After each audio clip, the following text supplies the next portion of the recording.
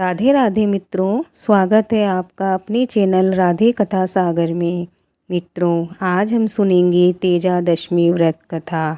तो आइए चलते हैं कथा की ओर। एक जाट था, उसका एक बेटा था। उसका नाम तेजा था।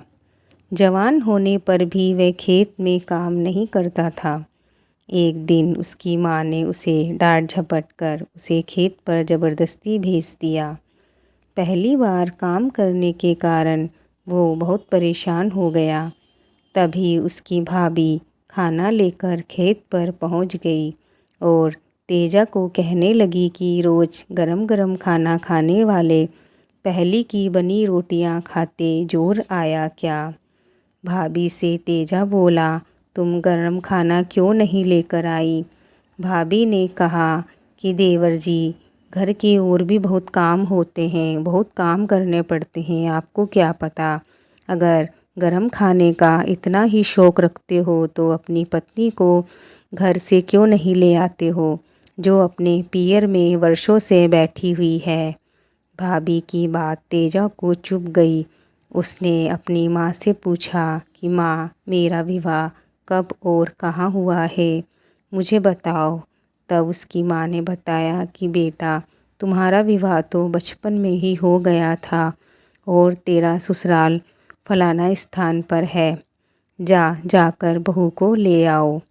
तब तेजा ससुराल पहुंचा। सास उस समय गाय का दूध निकाल रही थी, सो तेजा की घोड़ी की आवाज़ से गाय चमक गई और सासू जी को लात मारकर सारा दूध ढुला दिया। तब तेजा की सास ने गाली दी और कहा कि जारी तुझे काला सांप खा जाए। लेकिन तब उसे ये पता नहीं था कि वह उसका जवाई है। उसने बिना देखे ही उससे गाली निकाल दी।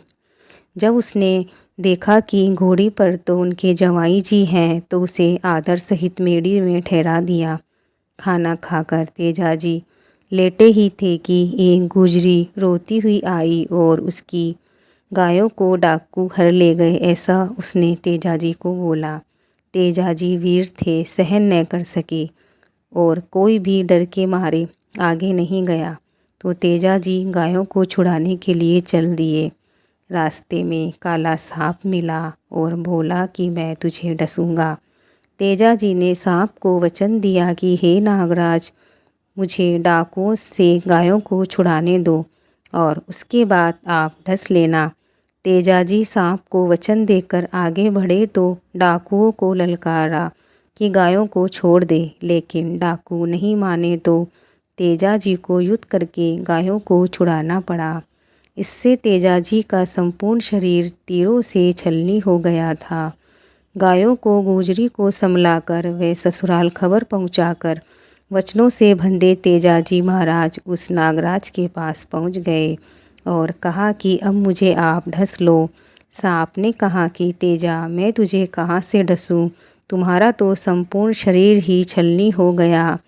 तब तेजा जी ने कहा कि हे नागराज जी, मेरी जीभ पर एक भी घाव नहीं, तो आप मेरी जीभ से मुझको ढस लो। तेजा जी ने अपना भाला जमीन पर गाड़ दिया। तब नागराज ने भाले पर चढ़कर तेजा जी महाराज को ढस लिया। पत्नी को जब ये खबर पहुंची तो वह उसी स्थान पर आ गई जहां नागराज ने तेजा जी को ढसा था। तेजा जी की पत्नी नागराज को गाली निकालने लगी तो नागराज जी ने कहा, माता, गाली मत निकालो, यह तो तुम्हारी माँ का ही मैं पूरा कर रहा हूँ। तुम्हारी माँ ने ही इन्हें गाली दी थी, जारे तुझे काला सांप ढस जाए। 32 दांतों से निकली जबान कभी कभी लग जाती है। तब नागराज ने कहा कि माता तेजा पृथ्वी पर तेजा जी के रूप में पूजे जाएंगे और जिसको सांप काट लेगा वो तेरे द्वार पर आते ही ठीक हो जाएगा। तेजा जी की पत्नी तेजा जी के साथ सती हो गई। तब से संपूर्ण भारत में वर्ष में तेजा जी का उत्सव मनाया जाने लगा। बोलो तेजा जी महाराज की जय।